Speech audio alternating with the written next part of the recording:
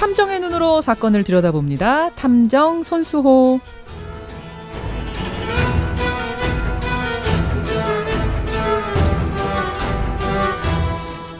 우리 사회에 관심을 모으고 있는 사건을 보다 자세히 들여다보는 시간이죠. 탐정 손수호. 오늘도 손수호 변호사 나오셨습니다. 어서 오십시오. 네, 안녕하세요. 오늘 굉장히 이야기들이 막 급박하게 돌아가는데 탐정에서 가지고 온 내용도 역시 지난주부터 이번 주에 걸쳐서 굉장히 뜨거운 그 뉴스를 가지고 오셨네요. 네, 한보그룹 정태수 사건입니다.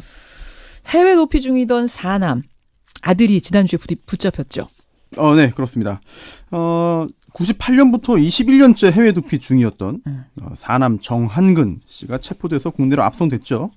그리고 역시 12년간 해외 도피 중이던 아버지 정태수 전 회장이 작년에 에콰도르에서 이미 사망했다고 이야기했어요. 검찰이 정말 사망한 게 맞는지 지금 확인 작업을 진행하고 있습니다. 사실은 90세가 훨씬 넘었고 사망 진단서도 나왔다면서요.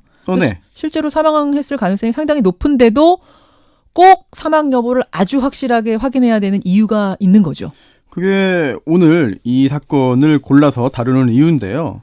만약 아들이 사람이 일부러 거짓말한 거고 지금 어딘가에 살아있다면 반드시 찾아서 국내로 압송해야 돼요. 물론 당연하죠. 네. 그래서 오늘 이 정태수 전 회장이 어떤 사람인지 그동안 어떤 사건에 연루됐고 어떤 잘못을 저질렀는지 어떻게 해외 도피했는지 살펴보고요. 아직 해결되지 않은 부분들도 확인하려 합니다. 그 사람이 죽었는지 살았는지를 왜 우리는 끝까지 밝혀내야 되는가? 그 이유가 들어있습니다. 먼저 한보 정태수 어떤 사람입니까? 1923년생입니다. 예. 굉장히 고령이죠. 살아있다면. 살아있다면 올해 만 96세입니다. 많아요. 네네. 예. 하지만 롯데 신격호 명예회장이 몇 살인지 아세요? 그분도 꽤 됐죠. 네, 22년생이에요. 오히려 정태수 전 회장보다 한 살 더 형입니다. 그러면 사실은 생존 가능성도 있다는 얘기예요. 그럼요. 생존 가능성이 있는 거예요. 있어요. 네. 이 정태수 전 회장 그 당시에 거의 다 그랬듯이 가난한 어린 시절을 보냈어요. 예. 또 대학을 졸업했다고 알려졌지만 사실은 그게 아니고 세무공무원으로 20년 동안 일을 했습니다. 세무공무원으로 그렇게 20년 넘게 세무공무원이다 어떻게 갑자기 사업을 한 거예요? 오늘 정태수 전 회장 이야기하면서 역술인이 자주 등장하는데요. 정태수라는 이름도 역술인의 조언에 따라서 개명을 한 거예요. 본명이 아니에요? 본명은 정태준이고요. 태준이를 태수로? 네, 그렇습니다. 그리고 사업을 시작한 것도 역시 역술인의 이야기에 따른 겁니다. 69년도에 친구랑 함께 역술인을 찾아갔어요. 그랬더니 그 역술인이 직장 그만두고 사업을 하면 대한민국에서 첫째, 둘째 손가락이 꼽히게 될 거다. 라는 말을 했고요. 그 말을 들은 정태수 전 회장이 사업을 결심하게 됐죠. 와, 이제 첫째, 둘째가 될 거다라는 것까지만 하고 그 뒤에는 얘기를 안 했군요. 역술인이. 했는데 전해지지 않았을 수도 있습니다. 네. 그래서 그만둔 거예요, 딱? 네. 물론 당시는 지금과 다른 시절이니까 또 그렇게 충분히 그럴 수 있는 것이죠. 그런데 이 사업을 하면서 이 사업 아이템도 역술인의 말을 듣고 결정했다고 합니다. 어떻게요? 흙과 관련된 사업을 해야 성공한다. 예. 네, 그 말 듣고 정말 전국의 산을 찾아다녔대요. 예. 그러다가 몰리브덴이라는 광물이 있는 산을 발견하는데요. 일제강점기에 이미 다 문 닫은 폐광이었기 때문에 당시 한 달 월급 정도의 헐값으로 인수를 했습니다.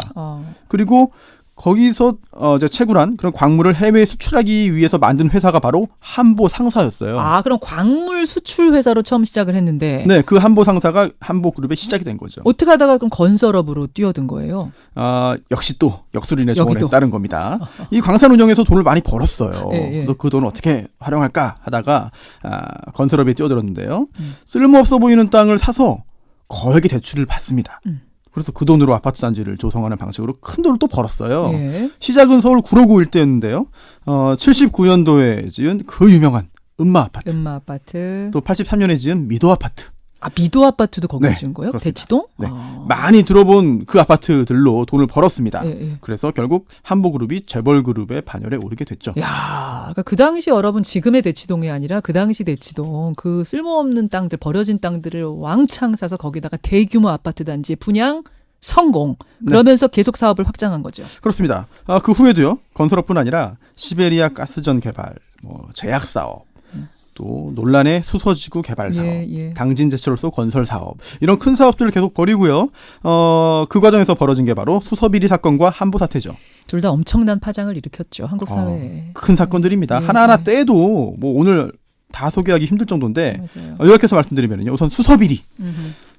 수서는 서울에 있는 지명이죠. 예. 1989년에서 91년 사이에 당시 서울의 그 마지막 노른자 땅으로 불렸어요. 수서가 강남구 수서동 그러니까 이런 일대죠. 대치동에서 조금 더 가는 거예요. 경기도 네. 쪽으로. 네. 그 일대 그 택지를 개발하는 과정에서 벌어진 비리 사건인데 원래는 무주택자 분양 용도로 지정된 그런 택지를 한보그룹이 로비를 해서 정부와 서울시의 입장을 바꾸고 특혜 분양을 추진하게 된 거죠. 네. 당시 그 과정에서 한보그룹의 정관계에 걸친 엄청난 뇌물 살포가 드러났습니다. 온 나라가 발칵 뒤집혔고요. 뉴스가 온통 이 수서 비리로 뒤집혔는데 예. 청와대와 집권 여당 민자당까지 연루된 것으로 추정이 됐어요. 또 노태우 정권의 최대 비리로 불렸을 만큼 큰 사건이었습니다. 하지만 윗선이 밝혀지지 않고 그냥 흐지부지 되는 바람에 짜맞추기 수사 아니냐, 봐주기 수사 아니냐 이런 비판을 받았죠. 그 정도로 떠들썩했는데도 한보그룹은 그때까지는 무너지지 않았어요. 네, 신기한 일입니다. 예. 근데 알고 보니까 이유가 있었어요. 당시 정권의 비호로 위기를 넘긴 거고요. 그렇죠. 위기 극복을 넘어서 다시 성장세로 돌아서기까지 합니다. 하지만 95년도에 전두환 노태우가 구속되고 비자금 수사가 속도를 내면서 수서비리 사건의 진상이 뒤늦게 밝혀지는데요. 수서지구 택지 특별 분양을 받으려고 4번에 걸쳐서 150억 원의 비자금을 만들어서 당시 노태우 대통령에게 건넸습니다. 여러분 150억 원이면 지금도 큰 돈이지만 이거 지금 1995년이에요. 20년도 더 훨씬 전에 150억 원은 정말 어마어마한 돈이죠. 그 대가로 당시 정권이 한보그룹을 봐주려고 사건을 덮었고요. 예. 그러자 정태수 전 회장이 또 감사 표시를 하는데요. 이 감사 표시의 스케일도 큽니다. 노태우 전 대통령의 비자금 606억 원을 돈 세탁을 해줬습니다. 네, 선물로. 이 사람이 굉장히 통이 컸대요. 그렇습니다. 굉장히 통이 컸대요. 네. 하지만 또 이런 일 겪으면서요. 한보그룹이 주력이었던 주택 사업에서 손을 떼고 또 다른 사업 벌였거든요. 특히 한보철강 당진제철소 건설에 이제 매진하는데 바로 이게 한보 사태로 이어집니다. 결정적이었죠. 그렇습니다. 자, IMF를 이끈 한보 사태로 갑니다. 네. 역술인이 또 나옵니다. 이번에는 쇠를 만져야 큰 돈 번다. 네. 아까 그 역술인이에요? 그 흙만지라고 했던 똑같은 사람인가? 여러 사람이 등장을 합니다만 다른 사람이래요. 예, 그렇죠. 이런 쇠를 만져야 큰 돈 번다는 말을 듣고 제철 사업을 시작했어요. 그래서 충남 당진에 제철소 건설을 하게 되는데요. 예. 공사 기간이 길어지면서 필요한 자금이 계속 불어났습니다. 안 그래도 다른 사업 하다가 보니 자금이 부족한 상황이었는데요.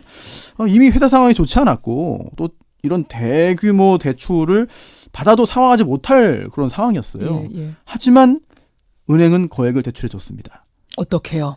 로비와 뇌물. 역시. 네. 은행에 영향력 행사할 수 있는 주요 정치인들에게 뇌물을 줘서 로비한 거예요. 예. 그런데 이 한보그룹 정태수 전 회장의 불법 로비 뇌물 공여 스타일 혹시 아십니까?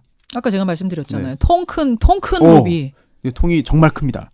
상대방이 기대하는 그런 액수에 10배를 준다. 그러니까 공 하나를 항상 더 붙였대요. 그렇습니다. 5억을 기대하고 갔으면 50억. 50억 기대하고 간 사람한테는 500억. 그렇게 뇌물을 뿌려서 무려 5조 7천억 원의 불법 대출을 받습니다. 와. 하지만 제철소가 완공되지 못하고 결국 한보그룹이 부도를 맞습니다. 예. 수백 개 거래처가 줄줄이 도산했고요. 은행도 이게 불법으로 대출해 준 거니까 자금에서 못했죠. 그렇죠. 결국 우리나라 대외신 정도가 하락하게 되는데 큰 영향을 줬고 결국 97년도 외환위기까지 이어지게 됐습니다. 거기까지 여러분 이제 아시죠? 그 외환위기가 터질 그 무렵의 상황은 뭐 아실 거고. 그래서 정태수 회장이 결국 형사처벌을 받긴 받았잖아요. 당연합니다. 예, 많은 정치인, 금융인, 공무원도 마찬가지고요. 정태수 씨는 97년 5월에 횡령, 뇌물경우 등으로요. 징역 15년형이 확정됩니다. 예. 그 후 5년 5개월 복역하다가 2002년에 특별사면으로 나와요. 특사가 돼요. 네. 그런데 그 후에 2005년에도 이제 설립한 강릉 영동대학 교비 72억 원을 횡령해서 1심에서 징역 3년형 받습니다. 하지만 놀랍게도 2심 재판 도중에 병 치료한다면서 일본에 갔고요. 그때부터 사라졌습니다. 그렇죠. 그게 마지막입니다. 2심 재판 도중에 병 치료받으러 간다 하고 일본으로 간다. 허가를 받고 일본으로 안 간 거예요. 잠적을 해버린 겁니다. 본인뿐 아니라 자녀들도 그때 처벌을 받긴 다 받았어요. 네, 그렇습니다. 여러 가지 범죄가 등장해요. 장남은 목조회사 운영하다가 한보그룹에 224억 불법 지원해서 징역 3년, 차남은 카지노에서 거액 도박 벌이다가 징역 1년에 집행유예 2년, 삼남은 학구범을 운영하면서 운영비 횡령해서 징역 10월에 집행유예 2년, 이번에 압송된 사남, 가스회사 세워서 회사 돈 320억 원을 스위스 은행 계좌에 빼돌렸습니다. 네. 추적받다가 98년부터 도피한 건데요. 아들뿐 아니라 며느리도 교비 횡령으로 유죄 판결을 받기도 했죠. 온 패밀리가 다 그렇게 됐어요. 그렇습니다. 온 패밀리가 다. 네. 근데 지금 정태수 전 회장과 관련해서 지금 제기되는 의혹들이 있다고 하셨잖아요. 네, 그렇습니다. 예, 몇 가지 좀 짚어보죠, 포인트. 첫 번째, 도대체 왜 지금 이 시점에 체포된 걸까? 정한근. 네, 그렇습니다. 예. 뭐 덮으려고 하는 거 아닌가 이런 음모론도 있어요. 지금까지 그러니까 해외를 그렇게 오랫동안 떠돌던 사람이 그 아들이 어떻게 지금 네, 이거 뭐 기획 체포 아니야? 기획 입국 아니야? 이런 얘기도 나오긴 해요. 그렇습니다. 굉장히 재미있는 흥미로운 이야기인데요. 이 사남 정한근 씨가 본인의 체포 시점을 스스로 정한 셈이다. 무슨 말입니까? 네, 문무일 검찰총장이 나오는데요. 예. 이 정태수 정한근 부자 이 두 사람은 반드시 잡아야 한다고 지시를 했습니다. 그래서 대검도요. 이제 국제 공조 강화했고 두 사람을 쫓았어요. 그러니까 쫓고 있었군요, 계속. 그렇습니다. 5월에 해외 출장 갔던 문무일 검찰총장이 검경 수사권 조정 관련 문제로 급히 귀국한 사실 기억나요. 기억하실 겁니다. 네, 돌다가 갑자기 중간에 일정 취소하고 왔죠. 네, 갈등이 생겼기 때문에 예. 그 출장이 바로 이 정태수 정한근 부자 송환을 위한 것이었어요. 근데 갔다가 갑자기 이쪽 국내 일이 터지니까 그러면 일 마무리 못하고 온 거예요? 일단 실무자들도 일을 하는 건데 검찰총장도 직접 움직였다는 얘기죠. 예. 당시 검찰이요, 이들 부자가 상당 기간 머무른 것으로 이제 파악한 키르기스스탄, 또 이 국가와 범죄인 인도 협약을 체결했습니다. 예. 또 당시 에콰도르에 체류하고 있다는 정보를 확인한 다음에 양국 검찰 차원에서 범죄인 인도 관련 수사 양해 각서까지 체결을 했죠. 계속 쫓고 있었군요, 물밑에서. 근데 네. 정한근 씨가 체포 시점은 네. 정한 거라는 건 무슨 말이에요? 당시 검찰은요, 에콰도르로부터 이 정한근 씨가 출국을 시도할 때 곧바로 통보해주겠다는 약속을 받았습니다. 에콰도르와는 범죄인 인도 협약이 체결되지 않은 상태였거든요. 예. 네. 그런 약속까지 받았고요. 또 실제로 검찰 수사망이 좁혀오니까 정한근 씨는 에콰도르를 떠나서 파나마 거쳐서 미국 LA로 가려고 했어요. 이때 에콰도르 당국이 그 사실을 확인했고 파악을 했고 우리 검찰에 출국 사실을 통보해 준 겁니다. 그래서 검찰이 파나마에 정치의 수배 사실을 전했고 결국은 한국으로 송환까지 이어진 거죠. 그러니까 공조가 착착착착 잘 이루어졌기 때문에 정 씨가 에콰도르를 떠나려고 한 그 시점이 곧 체포 시점이 됐다. 그런 그렇습니다. 얘기. 그러니까 지금 뭐 나돌고 있는 일부러 지금 맞춰서 입국한 이런 건 전혀 아니란 얘기입니다, 네. 여러분. 자, 또 다른 의문. 은닉 재산 더 있을까? 그거죠. 네. 정태수 전 회장은 2,225억, 삼남 보근 씨는 644억, 사남 한근 씨는 293억 원의 세금을 안 내서 지금 체납 중이에요. 합해보니까 3,100억 원을 넘습니다. 또 한근 씨가 빼돌린 323억, 이거 역시 법률에 따라서 몰수 추징 대상이 되는 거죠. 예. 자발적으로 납부하지 않는 이상 재산을 찾아서 강제로 가져와야 됩니다. 그래서 은닉된 재산이 있는지, 있다면 어디에 있는지 그게 중요한 거죠. 있죠? 어디 있어요? 뭐가 있을 걸로 봐요? 부동산 가능성이 있습니다. 정태수 전 회장이 전국 곳곳에 토지 보유하고 있었는데 지금까지 국세청이 찾아낸 게 좀 있어요. 그게 합해보니까 시가 1,500억 원. 30년 동안 미등기 상태로 숨겨놓은 180억 상당의 부동산이 있었고 예. 또 강남에도 300억 원대 땅을 숨겨놓은 게 있었거든요. 또 당시 한보 사태 때 은행권 대출액이 5조 7천억 원입니다. 그런데 당진제철소 건설에 쓴 게 2천억 원이에요. 그럼 나머지 돈은? 모르죠. 어딘가에 숨겨놨을 가능성이 있습니다. 요거를 찾는 게 문제인데 근데 여기서 정태수 씨가 사망했다라고 네. 하면 찾는 게 훨씬 어려워지는 거잖아요. 찾는 게 매우 힘들어질 수 있는 것이고요. 그래서 정태수가 정말 죽었나? 이게 세 번째 의문인데 사망진단서, 증명서 등 자료를 제출했대요. 예, 그래서 이거를 지금 확인 중입니다. 검찰이. 그런데 2013년에도 건강에 아무 이상 없다. 물론 한참 전이긴 합니다만 그런 기사가 있기도 했고 또 지금 납세 의무도 상속 현행에 원칙적으로 승계되긴 합니다. 사망하면 다 끝나는 건 아니에요. 하지만 사실상 종결될 가능성이 있다. 이들 부자들이 보유하고 있는 재산이 어디에 뭐가 있는지를 확인해야 되는데 사망하면 더 힘들어지거든요. 그러니까 여태까지도 숨겼는데 사망했다라고 하면 정말로 그대로 흐지부지 될 가능성이 아주 커지는 상황. 그렇기 때문에 사망 여부를 더 꼼꼼히 지금 보고 있는 거라는 이야기. 알겠습니다. 여기까지 정태수 한보그룹에 얽힌 이야기 잘 추적해 주셨어요. 손수호 탐정님 고맙습니다. 네. 김현정의 뉴스쇼는 청취자 여러분의 참여로 이루어집니다. 트위터, 페이스북, 레인보우 게시판, 그리고 단문 50원, 장문 100원의 유료 문자 샵 1212, 우물정 1212 통해 참여하실 수 있습니다. 김현정의 뉴스쇼, 여러분과 함께 만듭니다.